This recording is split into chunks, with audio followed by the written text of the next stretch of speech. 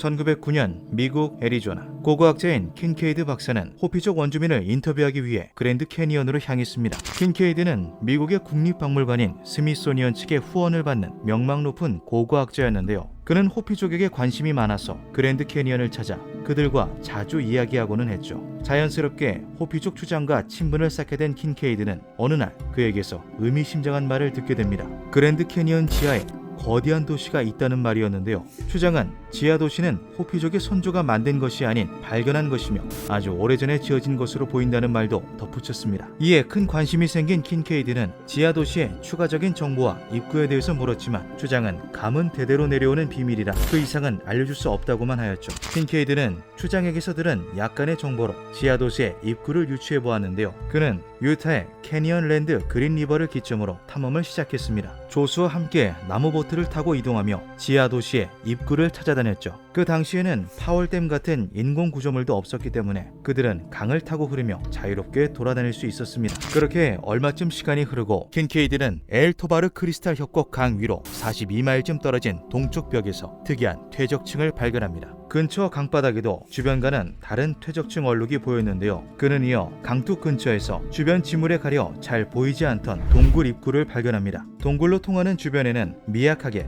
계단의 흔적이 남아있기도 했죠. 동굴 입구 안쪽 벽에서 끌자국까지 발견한 킨케이드는 이곳이 지하 도시의 입구인 것 같다는 강한 확신이 들었다고 합니다. 땅 아래로 이어지는 얇고 좁은 길은 수 킬로미터나 길게 이어져 있었는데요. 그렇게 한참을 지하로 들어간 뒤에야 도시의 진짜 입구로 보이는 인위적인 형태의 문이 발견되었다고 합니다. 도시는 거대한 암석을 깎아 만든 형태로 되어 있었으며 공동 홀로 보이는 넓은 공간을 기점으로 수십 개의 통로가 바퀴살처럼 퍼져나가고 있었죠. 통로 끝에 위치한 방은 또 다른 방들로 이어졌으며 어림잡아 계산하여도 수백 개에 달하는 방들이 있는 것으로 추정되었다고 합니다. 방의 모양은 대부분 정사각형이었고 벽도는 천장에 둥그스름한 원통형의 통로가 존재하였는데 일종의 상수도 시설 혹은 환기 시설로 보였죠. 가장 놀라운 것은 공동홀에 있었다고 하는 거대한 석상인데요. 킨케이드는 석상에 대해 이렇게 말했습니다. 석상은 양반 다리를 한 채로 손에 꽃을 들고 있었다. 꽃은 연꽃 혹은 백합처럼 보였다. 주변에 귀중해 보이는 유물들이 흩어져 있던 것으로 보아 이곳 주민들이 신성시 여기던 일종의 신으로 보인다. 놀라운 것은 석상의 생김새가 동양인과 굉장히 흡사해 보인다는 것이다. 실제로 그것은 불교의 부처상과 매우 닮아 있었다.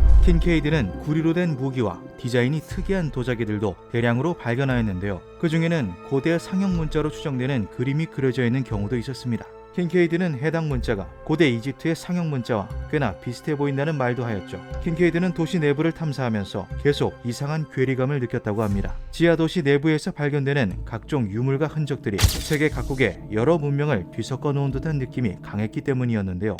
그것은 나라를 넘어 동서양을 막론했다고 합니다. 이러한 문화적인 혼돈이 고고학적으로 얼마나 큰 가치가 있는 것인지 알고 있는 킨케이드는 탐사를 우선 마무리한 후 자신을 후원해주던 스미소니언 측에 지원을 요청하였습니다. 스미소니언 측은 킨케이드가 보내준 자료를 즉각 검토하였고 곧바로 대규모 2차 탐사대 파견을 준비했죠. 그랜드 캐니언 지하에 거대한 도시가 있다는 사실은 외부로도 새어나갔고 미국 애리조나의 지역신문인 애리조나 가제트에 실제 기사가 실리기도 했습니다. 그렇게 킨케이드는 스미소니언 측에서 파견한 조단 박사 30명 정도의 탐사 인원과 함께 지하 도시로의 2차 탐사를 시작하게 됩니다. 두 번째 탐사에서는 더 놀라운 사실들이 밝혀졌는데요. 지하실을 둘러보던 그들은 굉장히 넓고 큰 방을 하나 발견합니다. 방에는 아마포로 쌓여진 미라 수백 구가 있었는데요. 미라들의 평균 신장은 무려 9피트에 달했습니다. 또한 그들은 전부 남성 미라로 보였는데 고대에 존재한 계급 문화와 관련이 있는 것으로 보인다고 하였죠. 고대에 거대한 거인 문명이 존재했다는 소문을 익히 들어 알고 있던 킨케이드와 조단은 미라를 보는 순간 이것이 그 증거라는 강한 확신이 들었다고 합니다.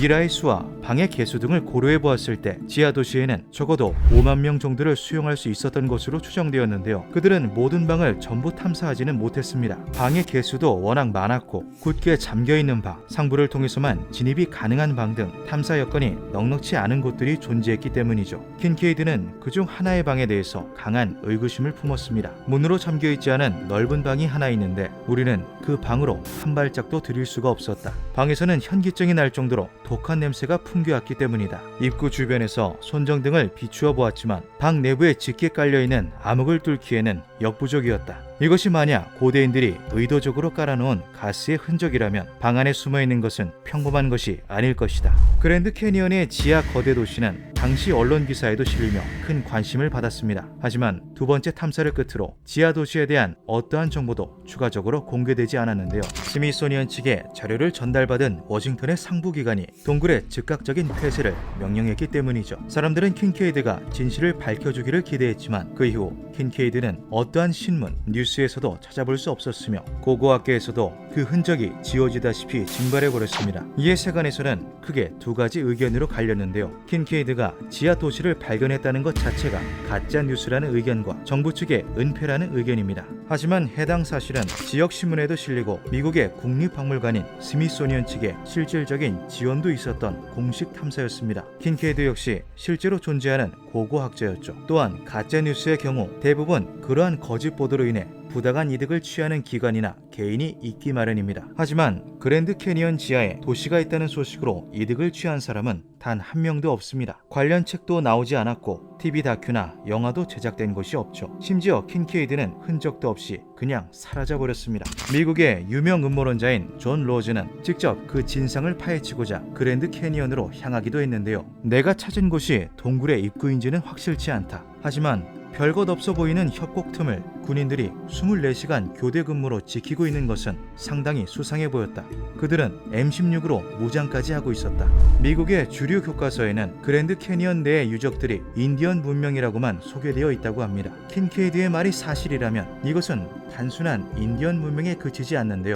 초고대 문명, 거인, 종교, 인종 등 어쩌면 인류의 비밀을 품고 있을 수도 있는 거대한 지하도시. 100년이 넘도록 베일에 쌓여있는 그 정체는 과연 무엇일까요?